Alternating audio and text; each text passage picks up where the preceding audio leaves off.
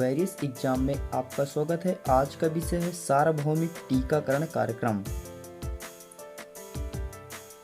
सार्वभौमिक टीकाकरण कार्यक्रम भारत में टीकाकरण कार्यक्रम को वर्ष 1978 में स्वास्थ्य और परिवार कल्याण मंत्रालय, भारत सरकार ने टीकाकरण के विस्तारित कार्यक्रम के रूप में शुरू किया गया था।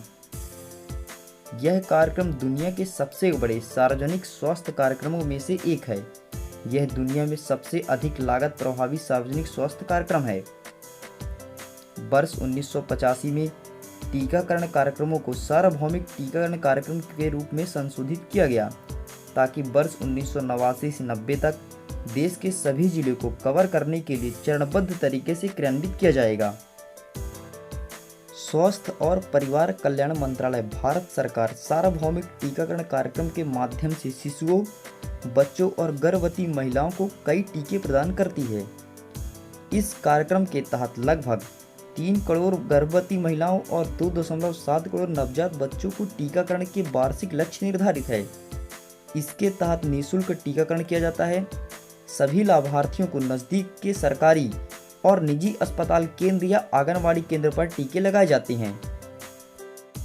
आइए इस टीकाकरण कार्यक्रम के उद्देश्य के बारे में जानते हैं, जैसे तेजी से टीकाकरण कवरेज को बढ़ाना, सेवाओं की गुणवत्ता में सुधार करना, स्वास्थ्य सुविधाओं के स्तर पर विश्वसनीय कोल्ड चेन सिस्टम स्थापित करना, वैक्सीन के निर्माण में आत्मनिर्भर प्राप्त करना। आइए जानते हैं इस टीकाकरण कार्यक्रम के अंतर्गत कितने प्रकार के टीके लगाए जाते हैं। इस कार्यक्रम के अंतर्गत 12 रोगों के लिए टीकाकरण किया जाता है। वर्तमान में देश में टीकाकरण कवरेज लगभग 65% है, जबकि सरकार का लक्ष्य चालू वर्ष के अंत तक 90% कवरेज सुनिश्चित करना है। इसके अंतर्गत निम्न प्रकार के टीके दिए जाते हैं, जैसे हेपेटाइटिस बी। हेपेटाइटिस बी का टीका हेपेटाइटिस बी वायरस संक्रमण से बचाता है। बीसीजी। बीसीजी का तात्पर्य बेसिल कॉलमेट क्यूरिन वैक्सीन है। यह शिशुओं को टाइबरक्यूलर, मेनिंजाइटिस और संचारित टीबी से बचाने के लिए दिया जाता है। ओपीवी। ओपीवी का तात्पर्य ओरल पोलियो वैक्सीन है। यह बच्चों को पोलियोमेलाइटिस से बचाता है। पेंटावैलेट वैक्सीन। पेंटावैलेट वैक्सीन 5 रोगों डिप्थीरिया, टिटनेस, पार्टुसिस अर्थात काली खांसी, haemophilus influenza type B, hepatitis B से बच्चों को बचाने वाली संयुक्त वैक्सीन है।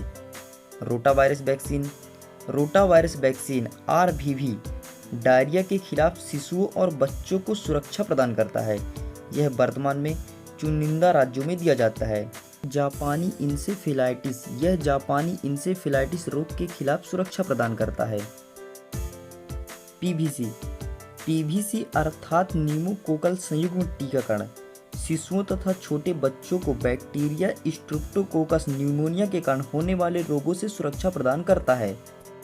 आईपीवी निष्क्रिय पोलियो टीकाकरण का उपयोग पोलियोमेलाइटिस के खिलाफ सुरक्षा बढ़ाने के लिए किया जाता है।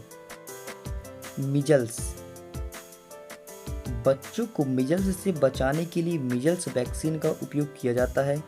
कुछ राज्यों में मिजल्स और रूबेला संक्रमण से बचाने के लिए संयुक्त वैक्सीन दी जाती है। डीपीटी। डीपीटी एक संयुक्त वैक्सीन है जो बच्चों को डिप्थीरिया, टिटनेस और काली खांसी से बचाती है। टेटनस टॉक्साइड अर्थात टीटी। टीटी वैक्सीन का उपयोग टिटनेस के खिलाफ सुरक्षा प्रदान करने के लिए किया जाता है। यदि हम सार्वभौमिक टीकाकरण कार्यक्रम के निष्कर्ष की बात करें तो भारत में टीकाकरण कार्यक्रम को विश्व में सफलतम अभियानों में से एक माना जाता है। भारत में कम लागत पर गुणवत्तापूर्ण दवाओं एवं टीकों का उत्पादन करने में अपनी क्षमता सिद्ध की है।